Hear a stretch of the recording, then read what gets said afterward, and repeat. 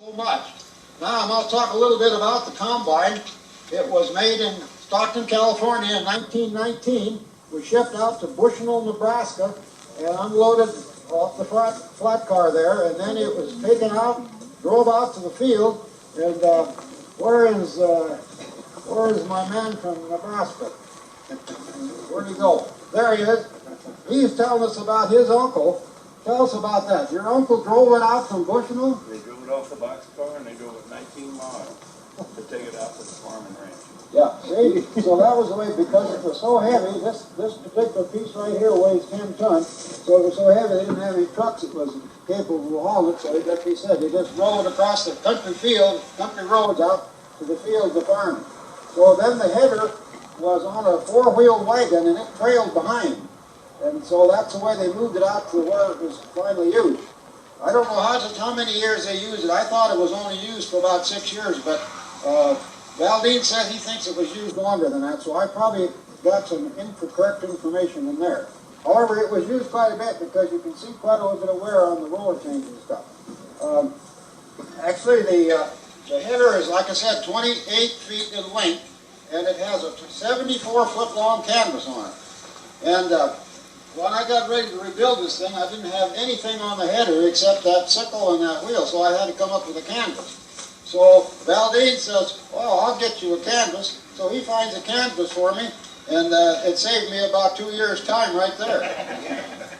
So that's the kind of help I've had. Anyway, the header weighs almost 2 tons, and most of the weight of it is the head of the wheels because it pivots over a pin that hooks on the side of the combine and that wheel out there. So they got that big long beam out the back with those weights on it, and that counterbalances the weight that's hanging over the front of the wheels. And that makes it so that we can easily move it up and down. Would somebody want to climb up there and move that? We'll show you. And that was the way they did rather than using a spring to be able to adjust the height of the cutter. You see there, by just that simple moving that wheel, we can raise and lower the cutter to adjust the height of the wheel, match the length of the wheel. That was one thing that Holt had used over the years. Another thing that they had used, apparently, and I don't, maybe they invented it, was this smokestack right here. See that little curl on the top? Hot carbon will shoot up there and go right around and collect in that cap, rather than go out through the side. And that lets the exhaust escape without taking the hot carbon out and might set a fire in the field. So, and like I say, all the Holt Combines have that device on their exhaust, so I assume that might be something that they invented. Let's see, there's 2 clutches on it. This clutch here operates the machine, and then the traction part that drives the machine is another clutch at the back. And then there's a transmission. It has 2 speeds forward. One is 1 and 8/10 miles per hour, and the second speed is 2 7/10 miles per hour. So it don't go too fast, but when you're up on there with that long a cutter, it seems like you're going pretty fast. Let's see, what else do I want to say about the combine? It's got a 24-inch cylinder, and for that long a cut, we couldn't believe that that cylinder would be able to take care of it. And the reason that it was is because in those early days the wheat variety was different. It was taller and it was thinner. And so they made this combine to cut big, tall wheat and just cut the heads off. So you didn't have to have such a big thrashing machine. And that was one of the reasons why it was such a much, so, because nowadays, you know, the thrashing, a 24-inch thrashing machine. Now the back end has a roller, what they call I'm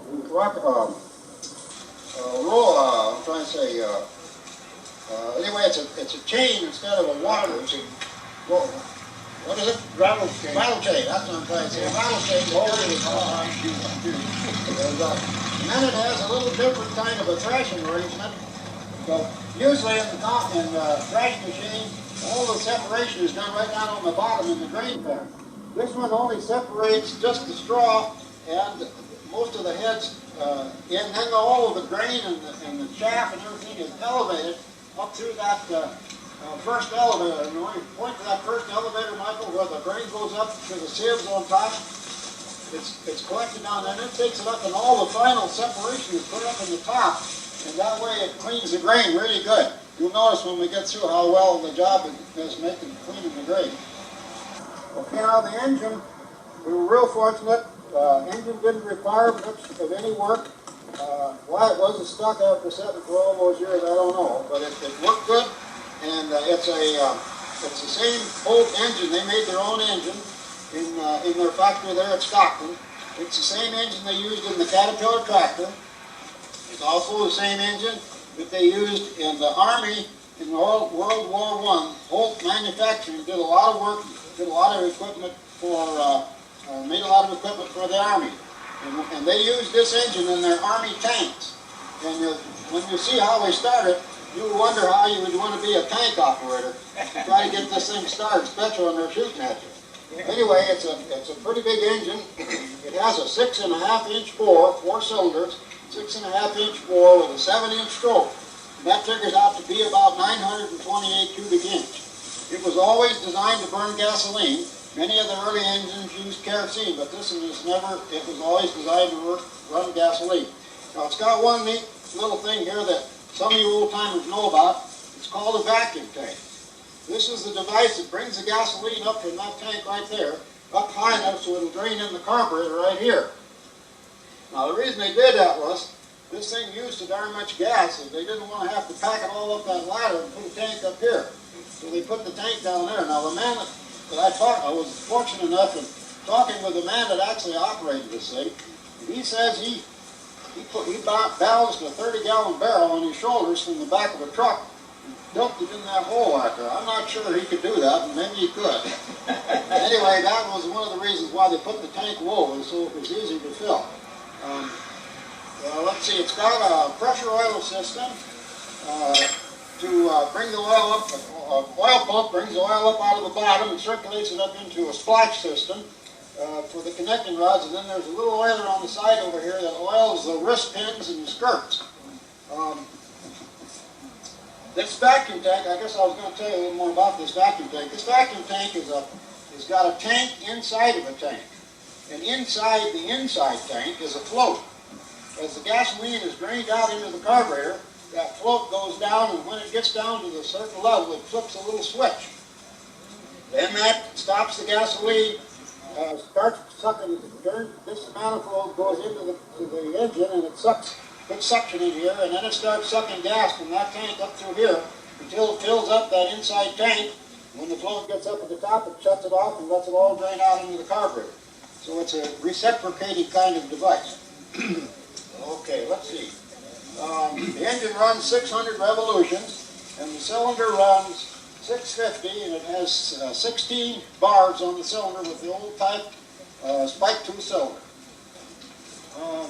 Takes 2 men to operate it, at least 2 men.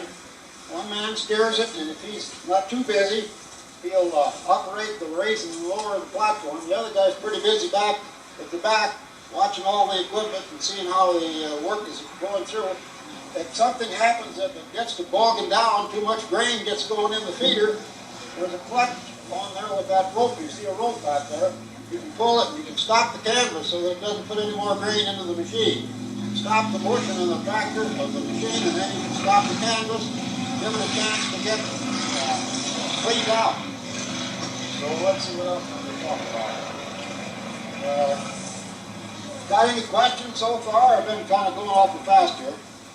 You mentioned yesterday that it really wasn't much more efficient than the conventional way. Well, that's right. The man I talked to said that in the crops that they were trying to harvest there in Nebraska, that it would tend to do a lot of overloading the cylinder in the feeder house.